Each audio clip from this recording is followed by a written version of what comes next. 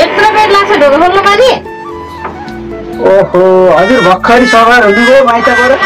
ओहो लु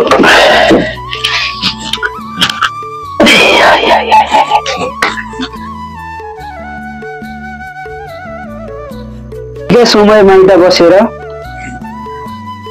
अहिले आउने हो त? घरमा पुरै बिजोग छ।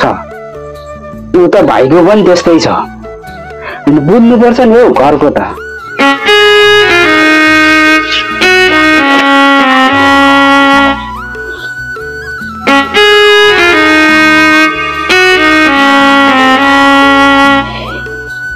बल्ल बल्ल वर्षमा एकताली गइन्छ माइती, कति कराएर बस्नु भएको? अझै बस्नु मन थियो मलाई त। तै पनि घरमा काम बितिसक्यो होला भनेर आइहाल्यो।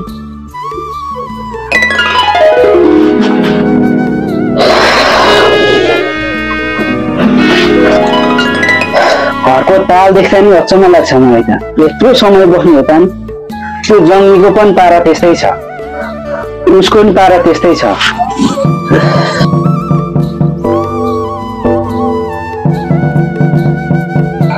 भाइ चाहिँ खै त अनि? भाइ त कहाँ गएको हो? अस्ति आएको भन्थ्यो, त्यो हर्केले देखा भन्थ्यो। यहाँ घरमा पनि आएको होइन। अनि माइती कस्तो छ त? सबैलाई ठिकै हुनुहुन्छ। सबैजना सन्चै हुनुहुन्छ? सासू ससुरा सबैजना राम्रै छ एकदम। अनि मेरो बारेमा केही भन्नु भयो नि त उतातिर? जय किन लिएर आउनु भएन भन्नुहुन्थ्यो। अनि मैले भने अब घरमा भाइ पनि हुनुहुन्छ, खेतीपाती यताउता गर्नुपर्छ, त्यही भएर आउनु भएन, पछि आउनुहुन्छ भनिदिएँ। ए त्यसो पो भनेको? ए ल ठिक छ। अब यहाँ के गर्ने, ताल त्यस्तै छ। तिमी पनि उहाँको त्यत्रो बस्यौ, यहाँनिर जङ्गी पनि गाउँमा डुलै छ। हर्केले अस्ति देखेरै भन्थ्यो, अहिलेसम्म त्यसको नाक देखिएको होइन। कहाँ गएको हो? पेटलाई छुल्यो। त्यहाँ हर्केको बुढीलाई त्यहाँ बारी खन्नलाई लाग्यो अस्ति बल्ल बल्ल। अब यस्तै छ। र तिमी आराम पनि गर, एकछिन बस। म त्यहाँ हर्केको कमानी म एकछिन गएर आउँछु। अनि जङ्गीलाई पनि कतातिर छ म एकछिन हेरेर आउँछु है त। ल तिमी आराम गरेर एकछिन बस, म त्यहाँ गाउँतिर गएर आउँछु। म हर्केलाई थाहा छ कि? हर्केलाई भेटेर आउँछु म। ल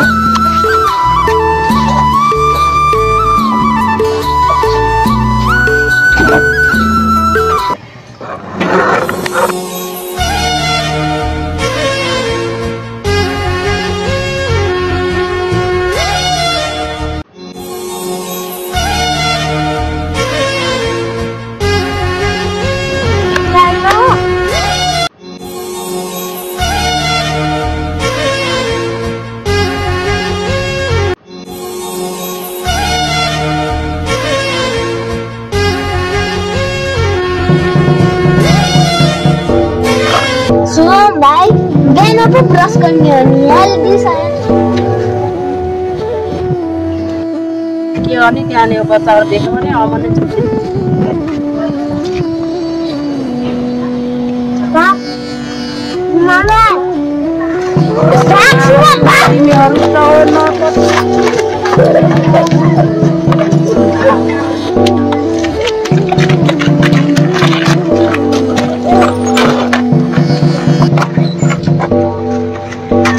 हे भगवान, यो बुढा पनि कहाँ गएकोमा त यस्तो रिस उठ्छ। बच्चा पनि यस्तै गर्छ भनेको। कहाँ हो बिहानबाट गएको, अहिले आयो भने त म त छोडेर बाँकी राख्दैन है। म यस्तो रिस उठिरहेको छ। म त जान्छु।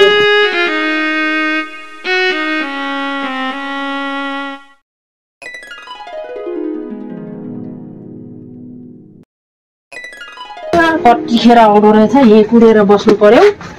ए बाँकी राख्दैन। आज त म त यस्तो कुट्छु कि बस्नुलाई।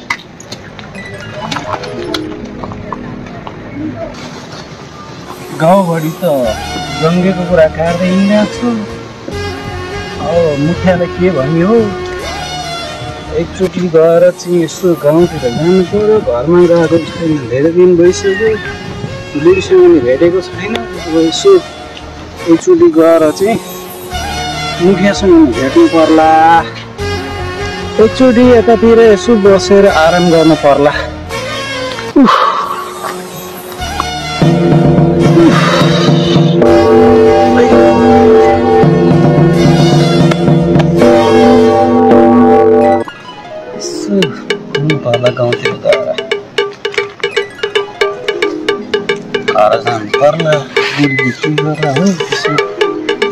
बुढाखानी सल्लाह गर्नु पर्ला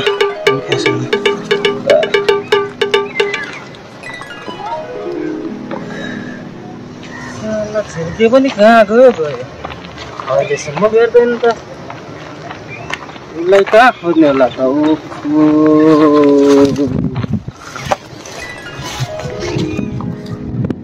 त्यो हर्के होइन हर्के जस्तो छ त ओ हर्के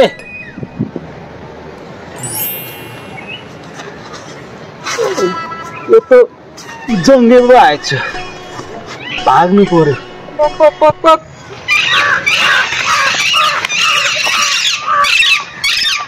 बस न बस तँलाई म केही गरेन बस तँलाई तँसँग मेरो एउटा कुरा सोध्नु थियो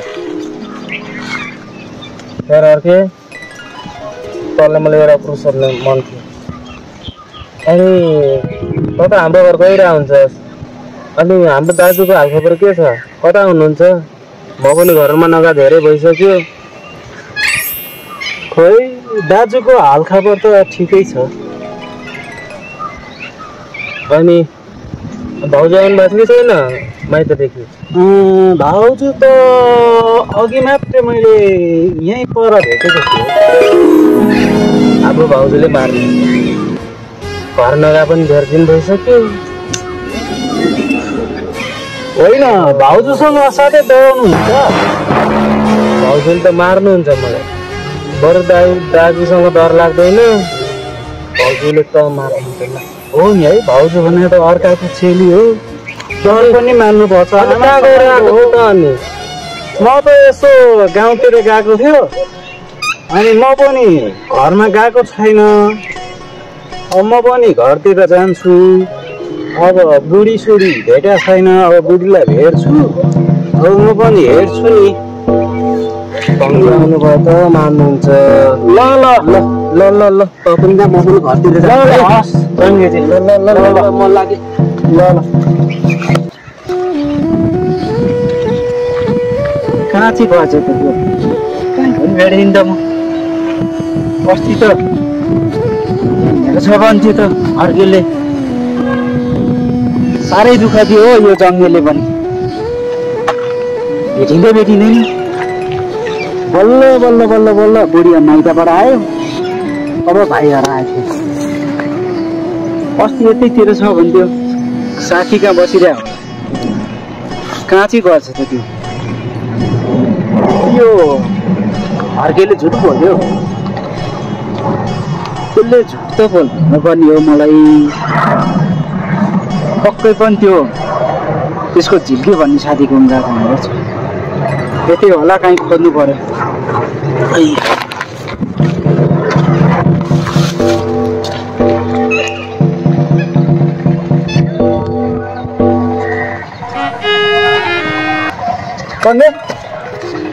कहाँ हिँडेको त घरतिर जानु हो दाजु अनि यत्रो समयसम्म घरमा आउनु पर्दैन नि उता गाउँतिर बसिरहेको साथीहरूकोमा त्यो हर्केले त अस्ति नै आएको भने त्यो अनि त्यहाँ अलिक घरमा आउनु पर्दैन नि गाउँमै बस्नु नि हर्केले कुरा लाग्यो खालि गाउँमा बसेर हुन्छ होइन दाजु म घर जानुला उता गाउँतिर साथीकोमा बसिरहेको थिएँ अनि त्यही भएर ओहो अनि त्यसरी बसेर हुन्छ त लु घरमा गएर बस्नु भाउजू पनि आएको छ त्यहाँ म त्यहाँ एकछिन त्यहाँ गाउँ डुलेर बस्छु गाउँमा गएर लिएर हिँड्ने अहिले हस् दाजु हस् लु लु लु सुइसी जानु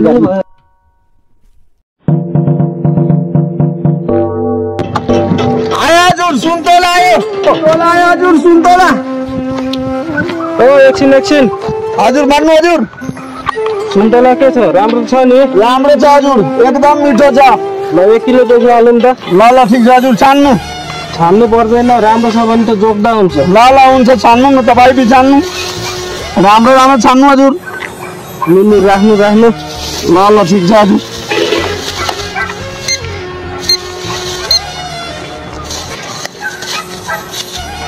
पुगेन हजुर ल 1 केजी भयो हजुर हजुर कति पैसा आउने यसको मात्रै 110 रुपियाँ हजुर 110 रुपियाँ हजुर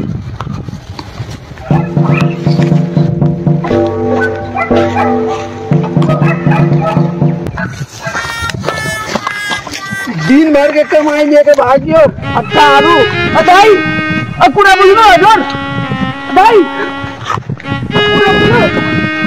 कमाई लिएर भाग्यो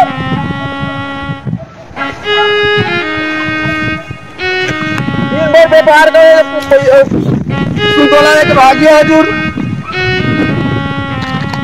कस्तो मान्छे छ हट्ठा कहाँ के दिनभर एक कमाई गयो मेरा के गर्ने फिर हजुर के गर्ने हजुर दिनभर के कमाई लेके भाग्यो हजुर दिनभर एक कमाई लेके भाग्यो मेरो पैसा कमाई भयो न ल किन्नु कस्तो फटा मान्छे अब सो भैयालाई बुढा बनाइहाल्यो अब यो लिएर भए पनि घरमा खुसी बनाउनु पर्यो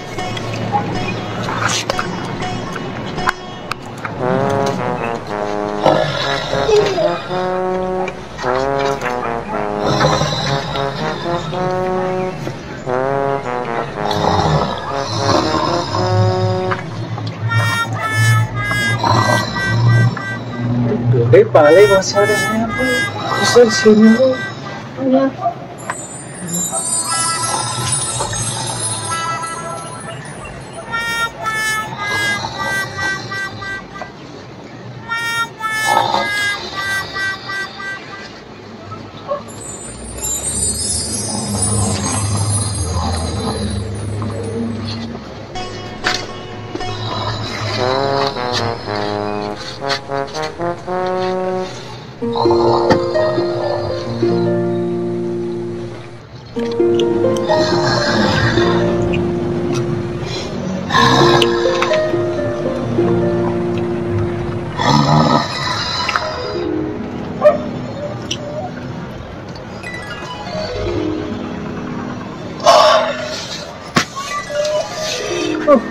म त धेरै बेर निदाएछु के अरे कहाँ गएछु यति बेरसम्म आएको छैन खै म त भित्रै छु हो के रे